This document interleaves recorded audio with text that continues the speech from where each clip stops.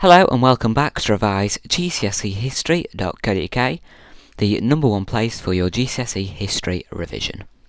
In this video today, we're going to be looking at the factors affecting the development of medicine through time. What factors influenced the development of medicine and led to medical progress? We've sort of very briefly spoke about different factors as we've gone through the medicine through time topic, but the purpose of this video today is just to bring all of that knowledge together and to sort of sum up all of the factors we've looked at, to look at the different factors that affected medicine and examples of where they affected the development of medicine. So in this video today, we're just going to bring all of that knowledge together and create a summary of the factors that affected medicine. So, just to start off, to warm your brain up a bit, what factors are affecting the development of medicine here? 8 separate pictures. What factors affecting the development of medicine? Pause the video here if you like, jot down 1 to 8 and the factor that's affecting it in each of the pictures.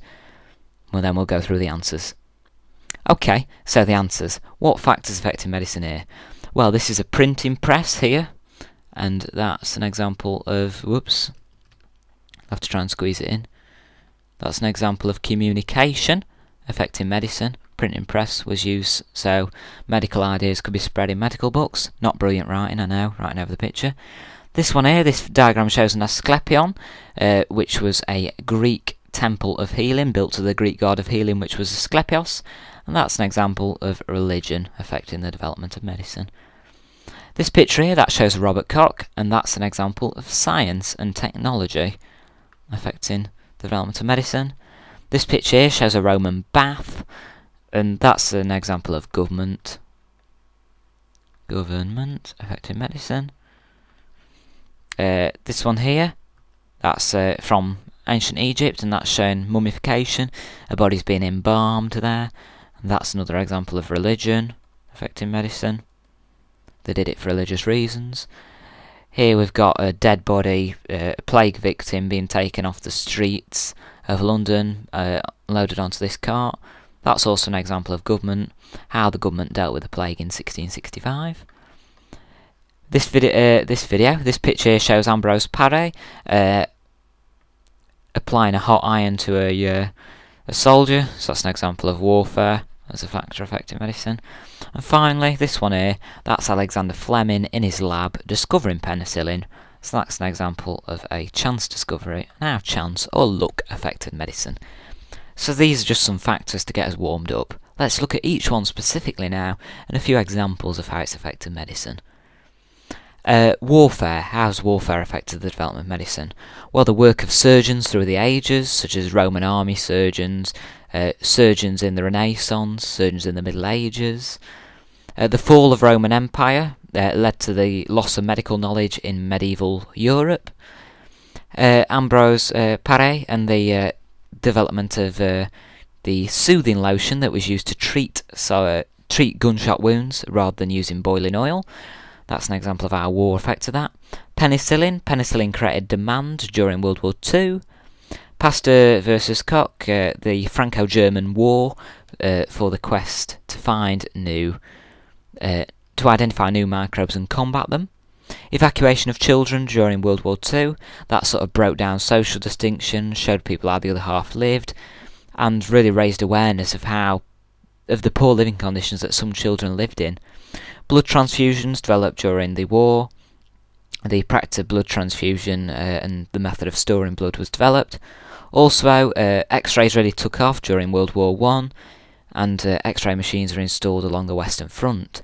The introduction of the NHS was also sort of caused by the impact of World War II. World War II really showed that people want a change in society, and that people should pull together a bit more, and sort of demanded liberal reforms, really.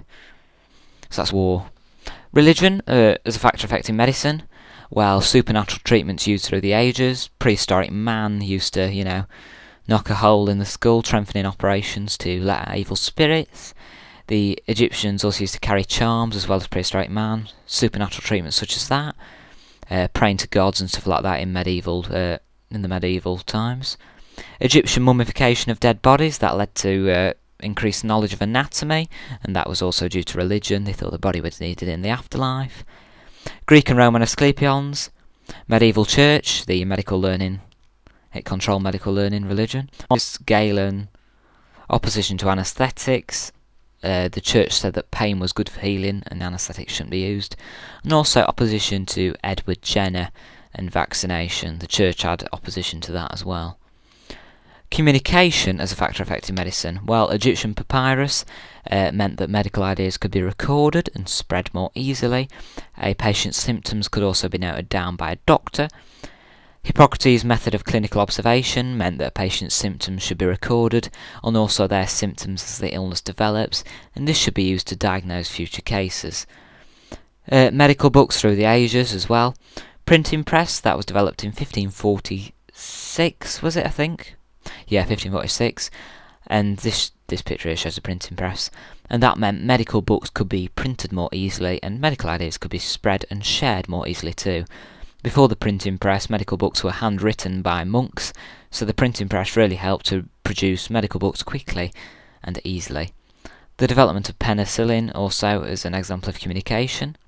Lister and carbolic spray. Lister read the work of Pasteur on germ theory, which was published in 1861, and he knew that carbolic spray was used on sewage, and also modern technology in the 19th centuries and 20th centuries. Examples of science and technology affecting the development of medicine. Well, we've got the theory of the four humours that was developed by Aristotle. Romans as engineers. Vesalius as artists helped to draw anatomical diagrams, which were published alongside his notes in medical books. The Renaissance in general was a period of medical progress. New pumps, clocks, watches were developed, and that led to developments in how the heart works.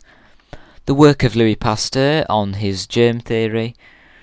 Lister and carbolic spray, that's an example of science and technology. Blood transfusions, the development of a better method of storage and transfusion. Robert Koch is an example of science. The magic bullets, mass production of penicillin, how it was developed and mass produced, and finally the development of X-rays. So now examples of chance affecting the development of medicine. I couldn't think of too many examples here, but I've managed to come up with a few.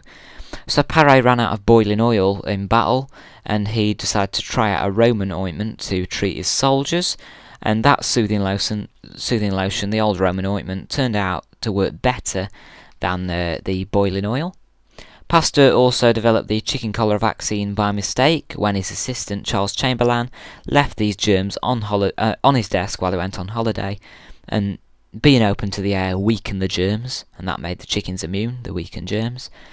Simpson's discovery of chloroform as an anaesthetic. This cartoon here demonstrates that. So James Simpson was at a party with his friends when they inhaled chloroform to enjoy the effects of being high, and they then realised that it could be used as an anaesthetic during surgery. And also Alexander Fleming's discovery of penicillin.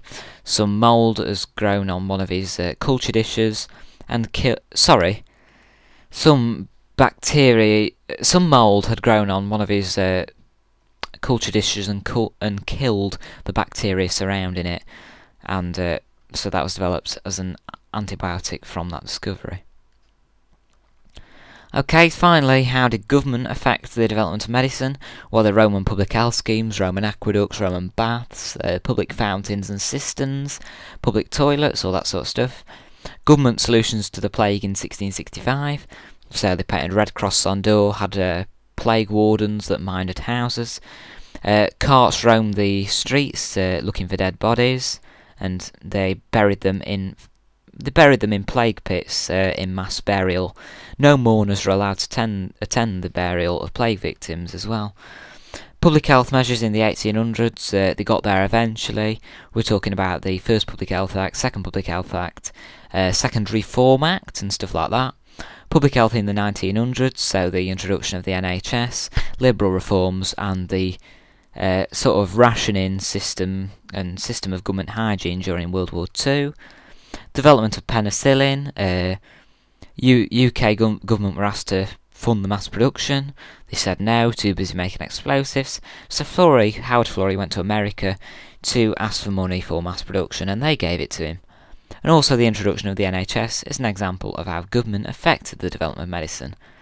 So, got a little challenge for you then. See if you can come up with any more examples of how the factors I've described in this video today have influenced the development of medicine through time. So the factors are war, religion, communication, science and technology, chance and government. And if you come up with any more examples, type them in the comments section of this video on YouTube, and I'll sort of make a list of any more factors and add them as an additional set of notes for this video. So I'd appreciate if you could do that, because I really can't think of any more. So if you discover any, just let me know. Thanks for watching this video today. I do hope you found it useful. That's the end of Medicine Through Time now. Good luck with your studies. See you soon.